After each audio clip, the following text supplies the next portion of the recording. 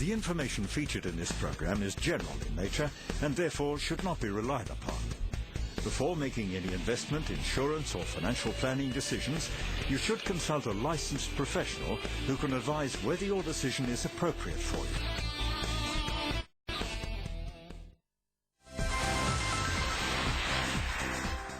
Hello and welcome to Moneymakers Property Edition.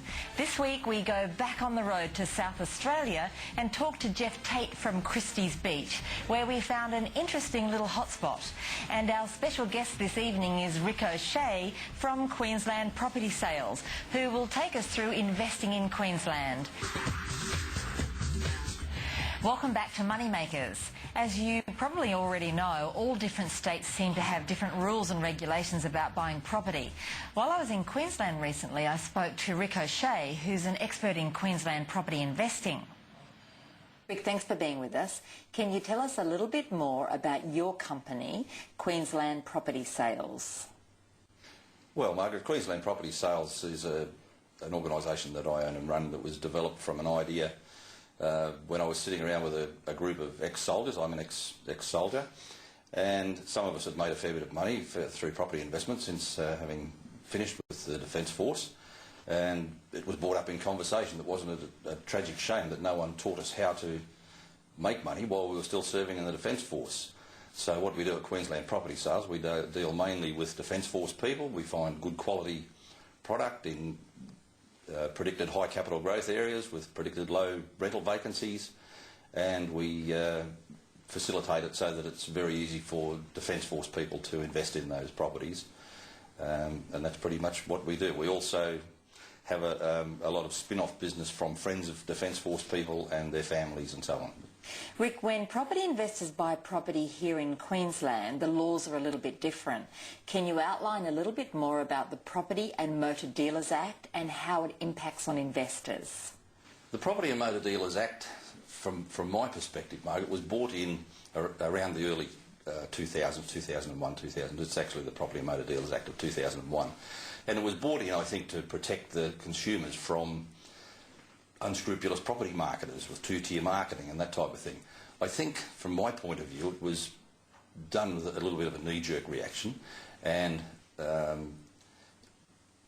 whilst it works reasonably well for the consumers, it's fairly unwieldy. I think it was written with the premise that everyone involved in the transaction was going to be sitting around the same desk.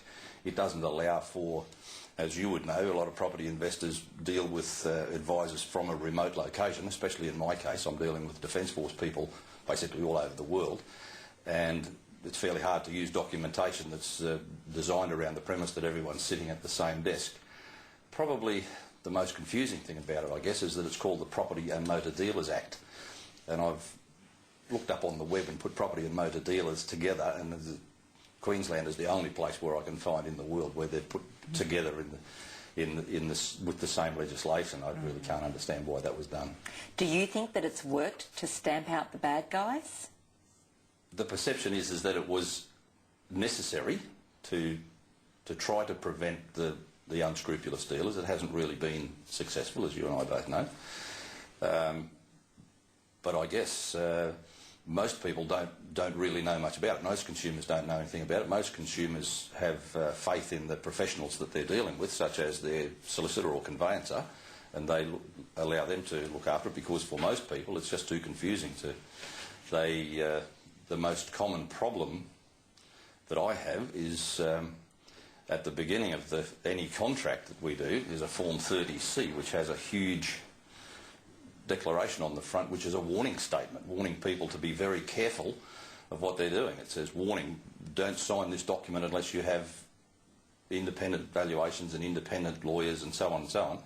And a lot of people, I think, get scared at that stage, and people who would otherwise buy property or invest in property, I think, go away from the property market because of that document. I don't know how it can be done better, but I'm sure it can be done better.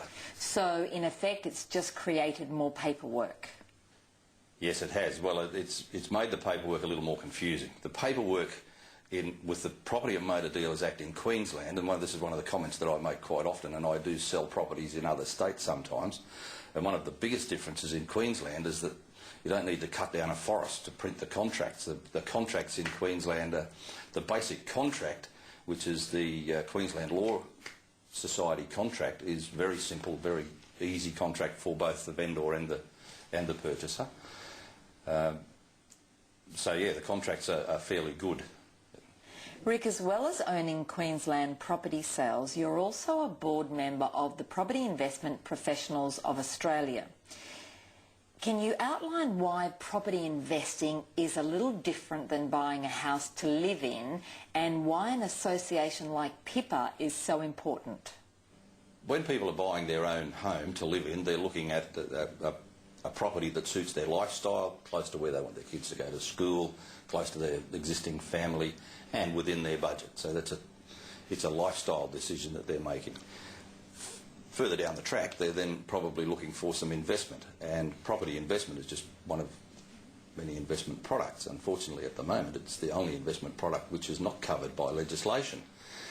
If somebody wants to buy any other category of investment, the people who are giving them advice have to be qualified. They have to have diplomas and work under the control of very strict regulations and professional bodies. Unfortunately, at the moment, property investment advisors don't have to do that. So the Property Investment Professionals of Australia are working with the national government to get the legislation in place to control the rules and regulations for people giving property advice, and hopefully, fairly soon, property investment advisors will come under the same legislation as, say, a financial planner would come under. And then all people seeking property investment advice will know that they're dealing with a qualified professional. So in the interim, how can property investors protect themselves? Margaret, the only realistic way that property investors can get any level of protection is to ensure that any property investment advice they receive is received from a qualified property investment advisor, and the only way they can do that is to ensure that that person is a member of the Property Investors Professionals Association, PIPA.